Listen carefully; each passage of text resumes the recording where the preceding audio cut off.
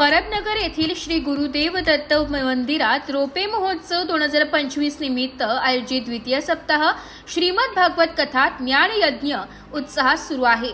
हा धार्मिक सोहळा दिनांक 25 ऑक्टोबर पासून 31 ऑक्टोबर पर्यंत पार पडणार असून प्रसिद्ध कथाकार वेदमूर्ती पंडित अतुल शास्त्री भगरे गुरुजी नाशिक यांच्या जिवंत आणि भावस्पर्शी वाणीतून कथा सादर केली जाते। आज या ज्ञान यज्ञाचा चौथा दिवस असून परिसरात भक्तिमय वातावरण निर्माण झालंय।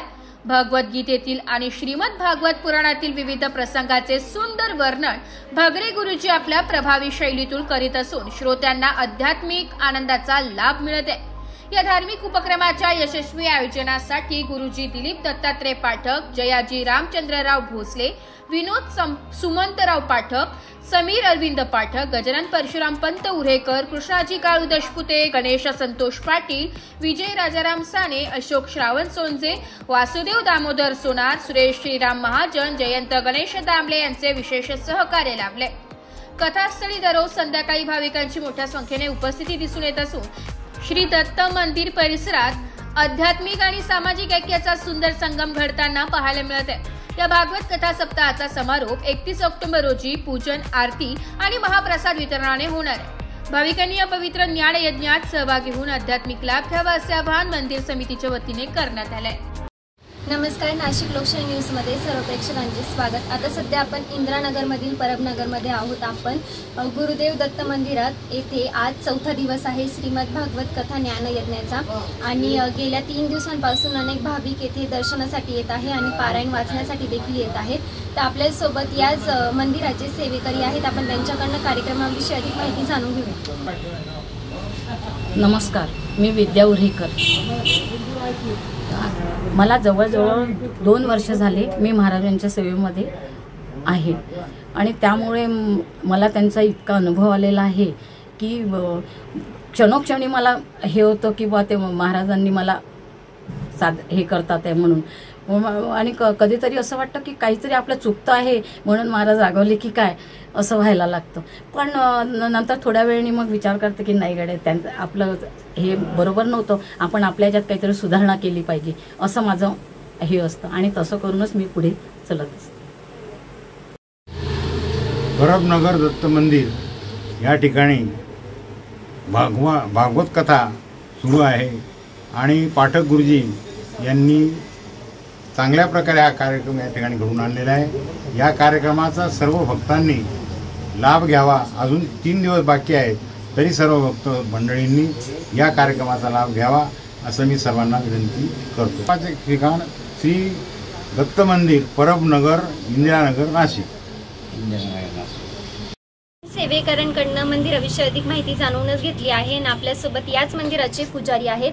तर या मंदिरात वर्षभरात अनेक कार्यक्रमांचं आयोजन होत असेल, जसं की दत्त जयंती असेल ती खूप धूमधडाक्यात साजरी होते। अनेक मान्यवर येथे दर्शनासाठी येत असतात आणि जयंती उत्सवात सामील देखील होत असतात। तर आपण पुजाऱ्यांकडून याविषयी अधिक माहिती जाणून घेऊया। चिंतन श्री गुरुदेव दत्त।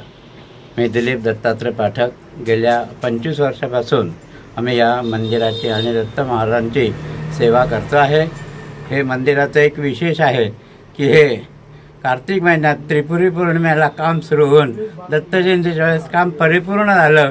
ही एक एकमेव घटना इथे इंदिरानगरमध्ये आपल्या दत्त मंदिरात घडलेली आहे आणि त्या वेळेसपासून म्हणजे 2011 डिसेंबरपासून आजपर्यंत आमची अविरत सेवा सुरू आहे आणि यामध्ये आमचा गेल्या 5 वर्षापासूनचा उत्साह हा अतिशय द्विगुणित झाला आहे। सगळ्यांनी ठरवलं की रौप्य महोत्सव हा कार्यक्रम अतिशय दणदणीत करायचा आणि त्या दृष्टीने हा कार्यक्रमाचे नियोजन सुरू आहे। रौप्य महोत्सव निमित्त पहिला सप्ताह आम्ही एप्रिल महिन्यामध्ये रामनवमीपासून तर हनुमान जयंतीपर्यंत केला। कीर्तन महोत्सव म्हणून पुण्याचे नामवंत कीर्तनकार या ठिकाणी आलेले होते आणि महिला कीर्तनकारांचा जास्त समावेश होता। आपळेबासुद्धा इथे येऊन गेलेले आहेत आणि तसंच यावर्षी हा दुसरा सप्ताह आता सध्या सुरू आहे। याची तारीख आहे 25 ऑक्टोबर ते 31 ऑक्टोबर अखेर आणि यासाठी आम्ही भागवताचार्य वेदमूर्ती अतुल शास्त्री भगरे गुरुजी नाशिक हे देखील अतिशय दत्तभक्त आहे म्हणून त्यांना आम्ही निमंत्रित केलं। त्यांनी आमच्या निमंत्रणाचा मान ठेवून इथे अतिशय मधुर वाणीने त्यांची भागवत कथा ते प्रसारित करत आहे आणि इंदिरानगरमधीलच काय पण बाहेरचे देशात परदेशातून उत्स्फूर्त प्रतिसाद आम्हाला मिळत आहे। आणि त्याचप्रमाणे डिसेंबरमध्ये आमचा तिसरा सप्ताह आहे, तो आहे 2 डिसेंबर ते 7 डिसेंबर या दरम्यानमध्ये आम्ही सुप्रसिद्ध गायक अजित कडकडे व संजीव अभ्यंकर आणि तसेच नाशिकचे ज्येष्ठ आणि श्रेष्ठ कलाकार यांना देखील बोलवलं आहे। तर आमचे रौप्य महोत्सवाची सांगता शंकराचार्यांनी सन्मानित केलेले अशा हरिभक्तपरायण सौ स्मिताताई आलेगावकर यांच्या 2 दिवसाच्या कार्यक्रमाने सांगता होणार आहे आणि त्याच दिवशी महाप्रसादाचं नियोजन केलं आहे आणि संध्याकाळी भव्य दिव्य पालखीचे आयोजन केलं आहे। वार्षिक कार्यक्रमासंबंधी मी बोलतो, आमचे वर्षभरात साधारण गुरुपौर्णिमा, रामनवमी आणि दत्त जन्मोत्सव महोत्सव आणि होळी असे 4 कार्यक्रम जेव्हापासून मंदिर सुरू झालं आहे तोपर्यंत आजतागायत होत आलेले आहे आणि याच्या पुढे सुरू राहावं अशी आमची इच्छा आहे। गेल्या 3 दिवसापासून भागवत सप्ताह सुरू आहे। पावसाच्या 3 दिवस आम्हाला अडचणी आल्या, परंतु आमचे सर्व सेवेकरी आणि भक्तमंडळी यांनी एकत्र जमून ताबडतोब परवा रात्री आम्ही वॉटरप्रूफ मंडपाची व्यवस्था केली आणि काल अतिशय भव्य पाऊस असून देखील भागवत कथा खूप जोरात आणि खूप लोकांच्या उपस्थितीमध्ये झाली आणि उरलेले 4 दिवस सर्व भाविकांना आणि दत्तभक्तांना मी विनंती करतो की त्यांनी श्रीमद भागवत कथेचा लाभ घ्यावा आणि इथे उपस्थित राहून श्रवणाचा लाभ घ्यावा। तसंच हे कार्यक्रम आम्ही थेट प्रसारणाची व्यवस्था पण केलेली आहे, त्याचाही लाभ घ्यावा। धन्यवाद। श्री गुरुदेव दत्त। आपल्या नाशिकच्या इंदिरानगर प्रभागात परबनगर येथे श्री गुरुदेव दत्तात्रेय यांचं मंदिर 25 वर्षापूर्वी त्याची स्थापना 2000 साली झाली आणि पाहता पाहता मंदिराला 25 वर्ष पूर्ण झाले आणि या अत्यंत आनंदी क्षणाच्या निमित्तानं आपला हा दुसरा सप्ताह कार्तिक महिन्याचा औचित्य आपण साधून या ठिकाणी सुरू केलेला आहे।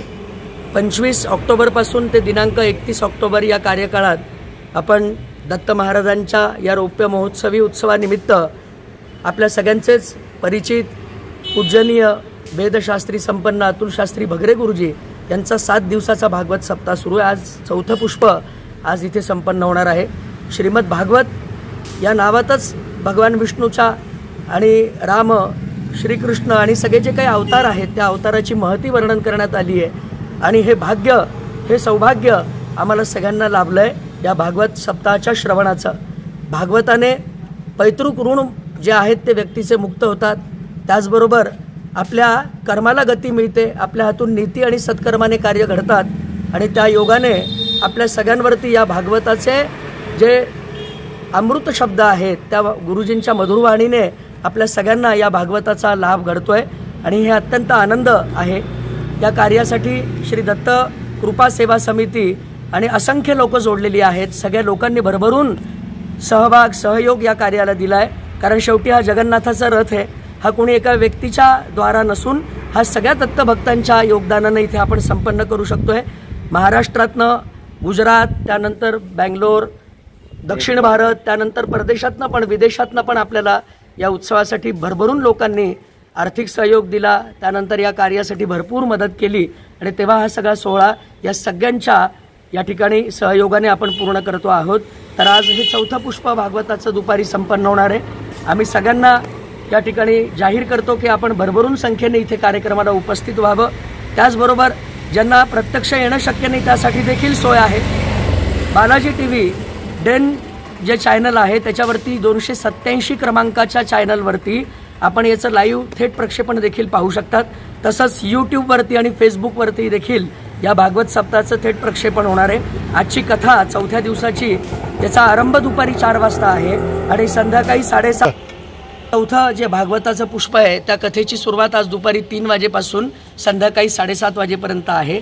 तर आपण सगळ्या दत्तभक्तांनी, सगळ्या हरिभक्तांनी अवश्य या भागवत ज्ञानकथेच्या या उत्सवाचा आवर्जून सगळ्यांनी आनंद घ्यावा आणि या ज्ञानयज्ञात आपण सगळेजण सहभागी व्हावे ही आम्ही दत्तकृपा सेवा समितीच्या वतीनं सगळ्या भाविकांना प्रार्थना करतोय, निवेदन देतोय. जय श्रीराम. अवधूत चिंतन श्री गुरुदेव दत्त श्री दत्तात्रय महाराज की जय. जय जय श्री राधे. ब्युरो रिपोर्ट, नाशिक लोकशाही न्यूज, नाशिक.